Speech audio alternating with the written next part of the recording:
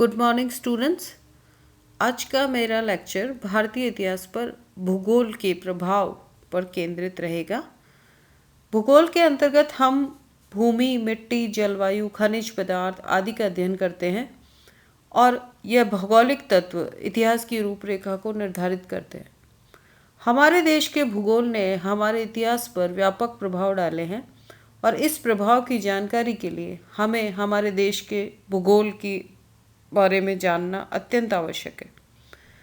आज हम भारत के भूगोल और उसके हमारे इतिहास पर हुए प्रभावों के बारे में बात करेंगे, परंतु एक बात जो स्पष्ट करनी आवश्यक है कि भूगोल का यह अध्ययन वर्तमान भारत तक सीमित नहीं रहेगा, बल्कि विभाजन के पहले के भारत, जिसमें पाकिस्तान और बांग्लादेश भी शामिल थे, तक विस्तृत रहेगा, क्योंकि 1947 के पहले ये क्षेत्र भारत में ही सम्मिलित थे।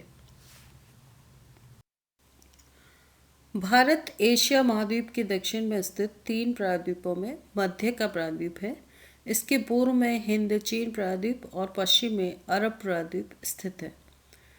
प्रायद्वीप उस भूभाग को कहते हैं जो तीनों ओर से समुद्र से घिरा हुआ हो। भारत के दक्षिण में हिंद महासागर, दक्षिण पश्चिम में अरब सागर और दक्षिण पूर्व में बंगाल की खाड़ी है। भारत के विशाल भूक्षेत्र का पूर्व से पश्चिम की ओर 2933 किलोमीटर और उत्तर से दक्षिण की ओर लगभग 3214 किलोमीटर की लंबाई है। इसके उत्तर में लगभग 2400 किलोमीटर लंबी और 240 किलोमीटर से 320 किलोमीटर तक चौड़ी हिमालय पर्वत की श्रृंखलाएं हैं। हिमालय की श्रृंखलाएं काफ़ी ऊंची हैं और इनका सबसे ऊंचा शिखर एवरेस्ट विश्व के पर्वत शिखरों में सर्वोच्च है, जिसकी ऊंचाई 8848 मीटर है। भारत के उत्तर पश्चिम में हिंदुकुश पर्वत है। हिंदुकुश पर्वत के दक्षिण में सफ़ेदको, सुलेमान, कराकोरम और किरमार पर्वत की श्रृंखलाएं हैं, जो भारत को ईरान से पृथक करती है। इनका बहुत कुछ भाग आधुनिक अफगानिस्तान में सम्मिलित है। उत्तर पूर्व में पटकोई, लुशाई, चिन आदि की पहाड़ियाँ और उनके घने जंगल हैं, जो भारत को बर्मा से पृथक करते हैं। हिमालय में ही नेपाल, भूटान और सिक्किम के राज्य हैं, जिनसे भारत के राजनीतिक और सांस्कृतिक संबंध रहे हैं। सिक्किम अब भारत का ही एक भाग है। भारत के उत्तर पश्चिम में खैबर, बोलन, टोची और गोमल नाम के दर्रे हैं। खैबर दर्रा काबुल की घाटी से पेशावर होते हुए पंजाब में प्रवेश का मार्ग प्रदान करता है। हिमालय पर्वत के दक्षिण में सिंधु, गंगा, ब्रह्मपुत्र और उनकी अनेक सहायक नदियों के कारण बना हुआ 2400 किलोमीटर लंबा और 250 किलोमीटर तक चौड़ा पश्चिम में पंजाब से लेकर पूर्व में बंगाल तक फैला हुआ विस्तृत उपजाऊ मैदान है। सिंधु नदी हिमालय से निकलकर 500 किलोमीटर तक पहाड़ों में और उसके बाद पंजाब और सिंध के मैदानों में बहती हुई अरब सागर में गिरती है। हिमालय से ही निकलती हुई पंजाब की 5 नदियाँ रावी, चिनाब, झेलम, व्यास और सतलज इसकी सहायक नदियाँ हैं। गंगा नदी हिमालय से निकलकर पूर्व में गंगा यमुना के दोआब से गुजरती हुई बंगाल की खाड़ी में गिरती है। यमुना नदी भी हिमालय से निकलकर इलाहाबाद में गंगा नदी से मिल जाती है। पूर्व में ब्रह्मपुत्र नदी असम और बंगाल से गुजरती हुई गंगा नदी में मिलती है। सिंधु और गंगा नदी की घाटियों के मध्य और पंजाब के दक्षिण में थार का रेगिस्तान है। अरावली की पहाड़ियाँ और राजस्थान का मरु प्रदेश इसी क्षेत्र में आता है। गंगा यमुना के दोआब और राजस्थान के रेगिस्तान के दक्षिण में मध्य भारत का पठारी प्रदेश है, जो पश्चिम में गुजरात के निकट से आरंभ होकर पूर्व में उड़ीसा और बंगाल तक फैला हुआ है। इसके अंतर्गत मालवा, बुंदेलखंड, छोटा नागपुर आदि आते हैं। मध्य भारत के पठार के दक्षिण में विंध्याचल और सतपुड़ा पर्वत है, जिन्हें नर्मदा नदी की घाटी पृथक करती है। नर्मदा नदी के उत्तर में विंध्याचल और दक्षिण में सतपुड़ा पर्वत है। सतपुड़ा पर्वत के दक्षिण में दक्षिण भारत का विस्तृत पठारी प्रदेश है, जो उत्तर से दक्षिण की ओर संकरा हो गया है और इसमें विभिन्न नदियां हैं। सतपुड़ा के दक्षिण में उसी से निकलती हुई ताप्ती नदी है। नर्मदा और ताप्ती दोनों ही नदियां पूर्व से पश्चिम की ओर बहती है और अरब सागर में जाकर के गिरती है। दक्षिण की अन्य नदियों में महानदी, गोदावरी, कृष्णा और उसकी सहायक नदी तुंगभद्रा और आखिर में कावेरी है। इन सभी की अन्य विभिन्न सहायक नदियां भी हैं। यह सभी नदियां पश्चिमी घाट से निकलकर संपूर्ण पठारी क्षेत्र से गुजरते हुए पश्चिम से पूर्व की ओर बहती है और बंगाल की खाड़ी में गिरती है। दक्षिण के पठार के दोनों ओर ऊंची पहाड़ियां हैं। पश्चिम में उत्तर से दक्षिण तक फैली हुई प्राय 1600 किलोमीटर लंबी और 900 मीटर ऊंची पहाड़ी दीवार को पश्चिमी घाट और पूर्व की पहाड़ियों को पूर्वी घाट कहते हैं। भारत के सुदूर दक्षिण की नोक को केप कमोरिन कहा जाता है और इसके दक्षिण पूर्व में श्रीलंका है, जिसे मन्नार की खाड़ी भारत से अलग करती है। इस प्रकार भारत के इस विशाल भूखंड में काफ़ी ऊंचे पहाड़, उर्वर मैदान, पठार, बड़ी नदियाँ, मरुस्थल और समुद्र तट सभी कुछ हैं। भारत की इन भौगोलिक परिस्थितियों ने भारतीय इतिहास, सभ्यता और संस्कृति को विविध प्रकार से प्रभावित किया है। हम इस प्रभाव को देखने के लिए सबसे पहले बात करेंगे हिमालय पर्वतमाला की। हिमालय पर्वतमाला ने हमारे इतिहास और संस्कृति को अत्यधिक प्रभावित किया है। इसके प्रभाव का अध्ययन हम उत्तरी भाग, उत्तरी पश्चिमी भाग और उत्तरी पूर्वी भाग में अलग अलग कर सकते हैं। सबसे पहले हम बात करें हिमालय के उत्तरी भाग की। हिमालय के उत्तरी भाग में काफ़ी ऊंची पर्वतमालाएं हैं।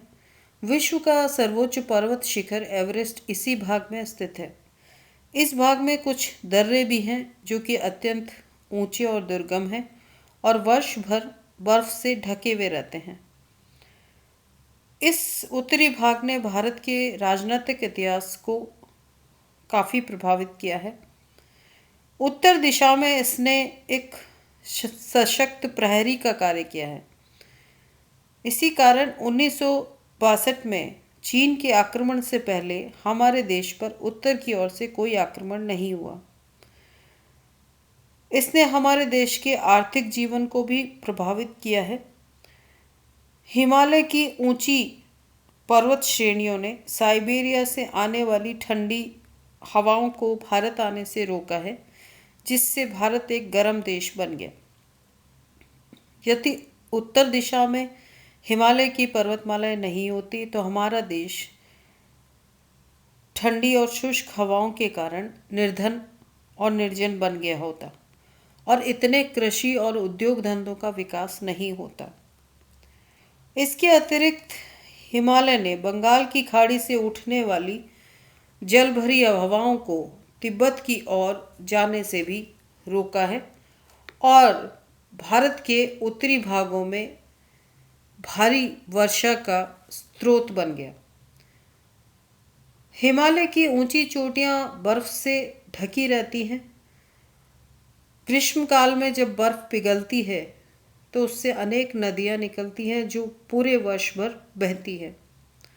फलस्वरूप उन नदियों द्वारा लाई गई मिट्टी और उनके जल से संपूर्ण उत्तरी भारत अत्यंत उपजाऊ क्षेत्र बन गया।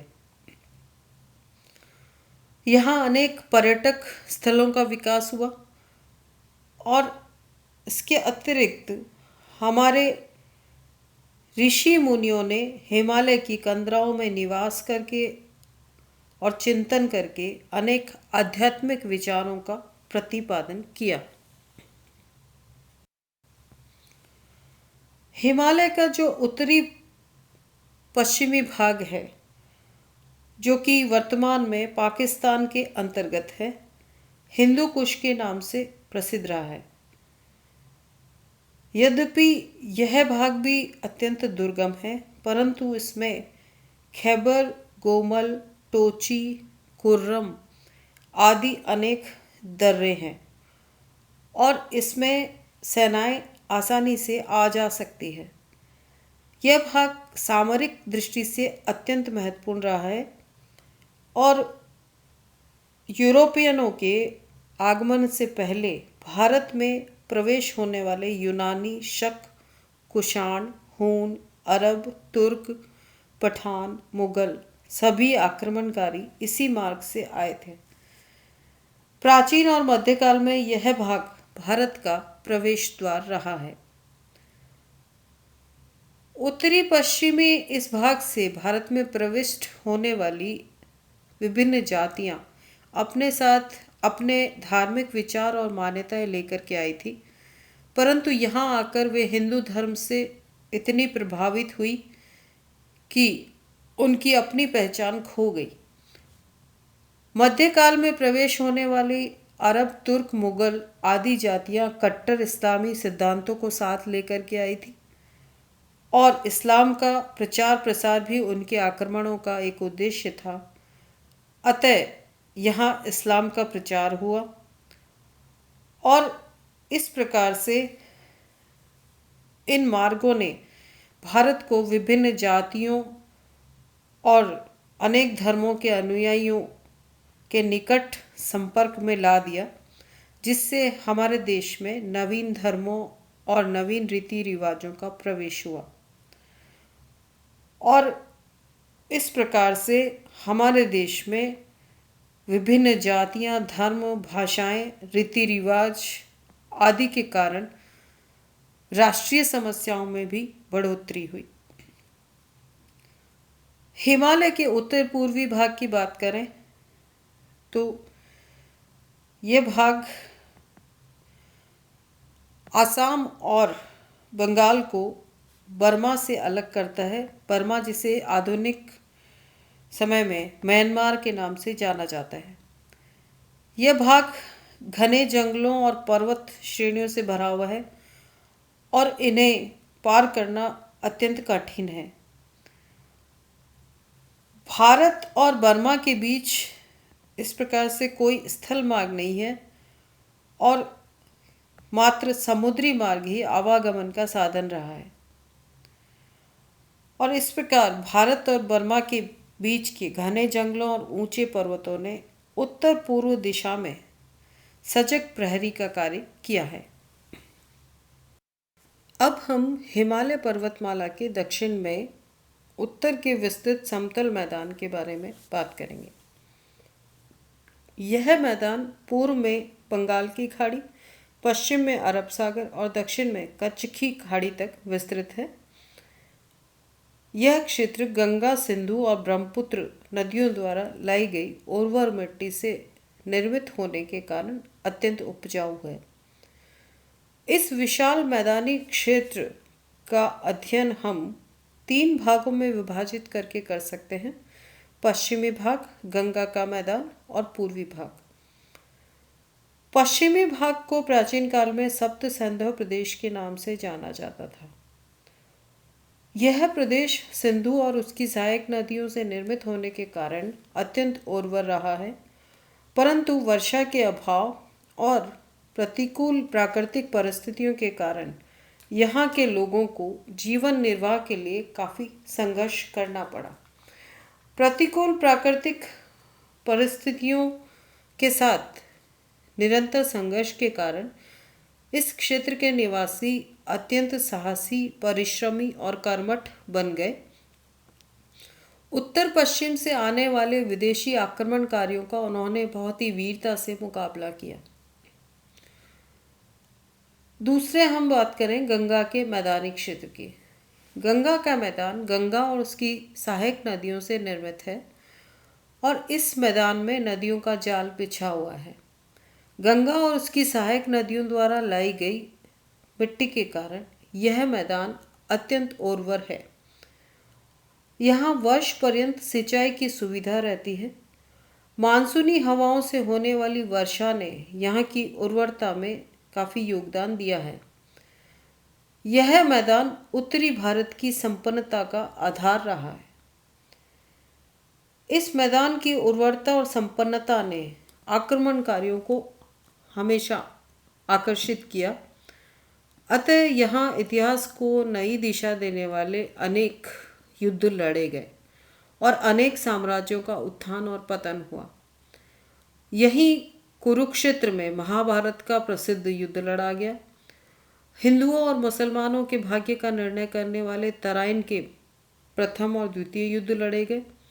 अफगानों और मुगलों के भाग्य के निर्णय करने वाले पानीपत के प्रथम और द्वितीय युद्ध और मराठों के भाग्य का निर्णय करने वाला पानीपत का तृतीय युद्ध भी इसी मैदानी क्षेत्र में लड़ा गया। यहीं पर बिंबिसार, अजातशत्रु और महापद्मनंद के समय मगध साम्राज्य का उत्थान हुआ। यहीं पर मौर्य, गुप्त और वर्धन साम्राज्यों का उत्थान और पतन हुआ। यहीं पर दिल्ली सल्तनत और मुगल साम्राज्य का उदय और पतन हुआ। इसी मैदानी क्षेत्र में बड़ी बड़ी राजधानियों की स्थापना हुई। हम आरंभ से बात करें तो अयोध्या, हस्तिनापुर और बाद में पाटलिपुत्र, कन्नौज, दिल्ली, आगरा, कलकत्ता आदि इसी मैदानी क्षेत्र में स्थित थी। इस मैदान ने भारत के सामाजिक जीवन को भी प्रभावित किया। हिंदू धर्म और समाज को संचालित करने वाले धर्मशास्त्रों की रचना इसी मैदानी क्षेत्र में हुई। आर्यों की वर्णाश्रम व्यवस्था, जाति प्रथा, संयुक्त परिवार प्रथा आदि का सृजन इसी क्षेत्र में हुआ। यहाँ संपन्नता अधिक थी और यहाँ के निवासियों को कम मेहनत से ही बहुत कुछ मिल जाता था। फलस्वरूप यहाँ के लोग शांति प्रिय और कम परिश्रमी रहे। भारतीयों के आर्थिक जीवन को भी इस मैदानी क्षेत्र ने प्रभावित किया। कृषि और पशुपालन यहाँ के लोगों का मुख्य व्यवसाय रहा। यहाँ उद्योग धंधों और व्यापार वाणिज्य का भी पर्याप्त विकास हुआ और विशाल व्यापारिक नगरों का भी विकास हुआ। भारत के धर्म को भी इस मैदानी क्षेत्र ने काफ़ी प्रभावित किया। भारत के प्राचीनतम सनातन धर्म का उदय और विकास इसी क्षेत्र में हुआ। बाद में जो भी धर्म सुधार आंदोलन हुए उन सब की आरंभिक स्थली भी यही मैदान रहा। जैन और बौद्ध धर्म का उदय भी यही हुआ। हिंदू धर्म के शैव और वैष्णव संप्रदाय, भागवत धर्म, इस्लाम, सिख धर्म का प्रसार इसी मैदान में हुआ। हिंदुओं के अनेक तीर्थ स्थल हरिद्वार, गया, मथुरा, काशी, प्रयाग इसी मैदान में स्थित है। उत्तर के मैदान की उर्वरता ने भारत के सांस्कृतिक जीवन को भी प्रभावित किया। जीवन यापन के साधन सहज उपलब्ध होने के कारण यहाँ के लोगों को चिंतन और साहित्य के सृजन के लिए पर्याप्त समय मिल जाता था। फलस्वरूप अनेक महान ग्रंथों यथा वेद, शास्त्र, स्मृति, पुराण और जैन और बौद्ध धर्म के महान ग्रंथों का सृजन इसी भूमि पर हुआ। अनेक दार्शनिक विचारों का उदय और साहित्य की रचना इसी क्षेत्र में हुई। भारत के अनेक चिंतक, राजनीतिज्ञ, गणितज्ञ, साहित्यकार जैसे कौटिल्य, मनु, बृहस्पति, शुक्र, चरक, आर्यभट्ट, वराहमिहिर, भास्कर, पाणिनि, पतंजलि, अश्वघोष, कालिदास, कात्यायन, विशाखदत्त आदि इसी क्षेत्र में हुए। अनेक प्रसिद्ध मंदिरों, स्मारकों आदि का निर्माण भी यहीं हुआ। यह मैदानी क्षेत्र प्राचीन भारत में विद्या का केंद्र भी रहा। तक्षशिला और नालंदा के प्रसिद्ध विश्वविद्यालय, जहाँ पर भारत ही नहीं बल्कि विदेशों से भी विद्यार्थी आते थे, इसी क्षेत्र में स्थित थे। अब हम पूर्वी भाग की बात करें तो पूर्वी भाग में बंगाल और असम के प्रांत है। बंगाल में चावल प्रचुर मात्रा में पैदा होता है और असम चाय उत्पादन के लिए प्रसिद्ध है। यहाँ की जलवायु स्वास्थ्य के लिए हानिप्रद है। परिणाम स्वरूप यहाँ के लोग शक्तिशाली और स्वस्थ नहीं होते, लेकिन उनकी मानसिक कल्पना शक्ति बहुत तीव्र रही। फलस्वरूप साहित्य, दर्शन और विज्ञान के क्षेत्र में यहाँ के लोगों ने पर्याप्त उन्नति की।